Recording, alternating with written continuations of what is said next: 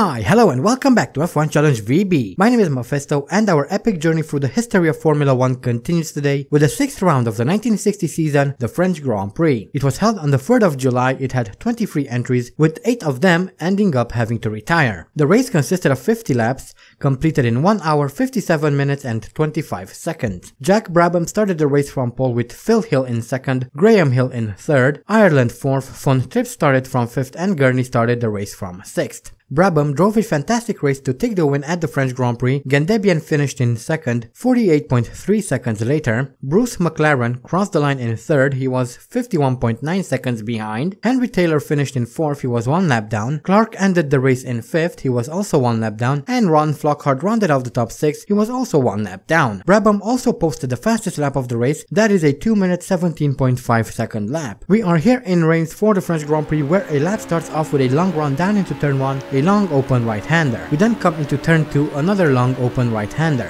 This is followed almost immediately by a open left-hander, which itself is followed immediately by a tight right-hand hairpin. Be careful coming out of the corner as the track tends to be quite slippery around here. This brings us onto the longest straight on the track, which ends with another tight right-hand hairpin. Once again, be careful as you exit the corner as you could lose the back if you use too much power. But this brings us around onto the main straight, and that is a lap around the Reims circuit.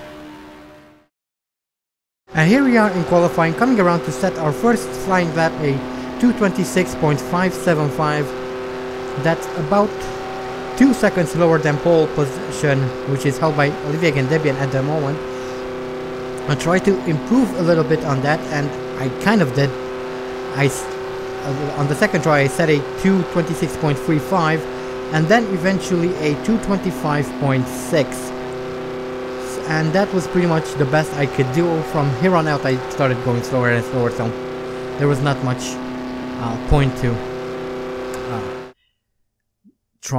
try. So yeah, that's the end of qualifying, and here are the previous French Grand Prix winners. The last time we won here was in 1954. Hopefully things will change, especially since the season hasn't gone too well for Andy. Anyway, Ireland starts from pole with Gendebien in 2nd, 3rd is Henry Taylor followed by Tony Brooks in 4th, Lucien Bianchi is 5th with Jim Clark rounding off the top 6. Andy Higgs is starting from 7th followed by Bruce McLaren in 8th, 9th is Sterling Moss, 10th is Ginther. Graham Hill is starting from 11th with Jack Brabham in 12th and Chuck Day in 13th, 14th is Phil Hill. Cliff Allison 15th, 16th is Willie Mays, 17th is John Sturtis, Joe Bonnier is 18th, 19th is Wolfgang von Tripp, 20th is Ron Flockhart, and bringing up the rear we have Maurice Trintignant and Dan Gurney in 21st and 22nd respectively. So here we are for the French Grand Prix, a pretty exciting kind of race, I hope. Because, well, Andy isn't doing too well in the championship. He's barely done anything, and we are off, and immediately someone hits me from behind, almost spins me around. That causes me to go off, and I lose every position possible, and we are down in 22nd already. So that's not a good start for Andy, as everyone pulls away quite quickly. Now it's only a question of whether or not we'll be able to catch back up, and I'm hoping we will. And here is a replay of the start. There's a puff of smoke coming off my wheels, and I can't really see anything else because, well, the camera is a million miles in front, and, well, couldn't really see anything. But the thing is, the point remains that someone hit me from behind, and that caused me to lose control of my car, and, well, that eventually ended with me losing a bunch of positions. And here we are coming into turn 4, into the first hairpin, and there's someone at the side of the road there, not entirely sure who. I tried to go on the outside of Dan Gurney, but he keeps his car brilliantly on the outside there and manages to stay in front of me. But then I accelerate quicker out and move up into 20th, now chasing after whoever is in front of us. This is a replay of Joe Bonnier. He was hit by one of the Lotuses, and then he pulled to the side and decided to go very, very slowly. I'm not entirely sure what he's up to. There's not much to comment. He's driving very slowly, and eventually he will actually retire, so that's his race over. I'm not quite entirely sure why, but anyway, we are nearing the end of lap 1 here, and Dan Gurney manages to overtake us, so we drop down into 21st. That means we are in last position because, well, Joe Bonnier has retired. However, as we start lap 21, we move up into 19th as we overtake Chuck Day. Next is Dan Gurney, if we can catch him. However, it seems kind of unlikely at the moment. Then on lap 5, Bruce McLaren catches up to me from nowhere. I'm not even sure when we passed him, but the thing is, he caught up to us and we are now down in 20th. So, not very good. And the race was pretty easy. Nothing happened in the race from there, and so we move on to lap 16, and here is a replay of Phil Hill coming around to finish lap 16 and post the fastest lap of the race, a 2:19.2 I believe it was. And next we move on to lap 17, the final lap of the race, and Innes Ireland wins the French Grand Prix, and here is a replay of Innes Ireland coming around to, well, take the lead, win at the French Grand Prix. And this was a suggestion made by I'm sorry, I cannot pronounce this name. I'm going to post it on the screen right now. I'm really sorry. Anyway, here we are at the end of lap 17, coming around to finish the race in 20th, unfortunately. Again, not a lot has happened during the race. Everyone pulled away, and I could only keep Chuck Day behind me, and I couldn't catch up to anyone else, unfortunately. And here are the race results.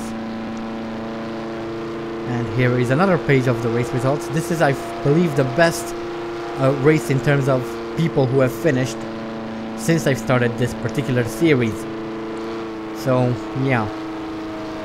And here are the retirements. Well, the sole retirement, Joe Bonnier, who retired before even completing one single lap. So that was the French Grand Prix. Unfortunately, very disappointing for Andy, very good for Ireland on the other hand. But anyway, here are the career statistics, and this was Andy's 91st Grand Prix. His best start is from first, has 5 pole positions, has set 15 fastest laps, his best finishes in first, has completed 65 races, 55 of them in the points, has won 33 Grand Prix, 4 at the Indianapolis 500, 6 in Monaco, has 7 championships under his belt, has scored a total of 370 points, has 25 retirements, has experienced 2,136 out of 2,544 laps, has 6 bronze trophies, 9 silver trophies, 33 gold trophies, and as an extension 33 podiums. And here is a quick look at the championship standings. Ginther extends his lead at the top of the standings, Phil Hill moves into second, Sterling Moss and Ireland are fighting for third, Andy Higgs and Von Trips are fighting for fifth. The last person to score points is Willie Mays down in 17th with 1 single point, and Lucien Bianchi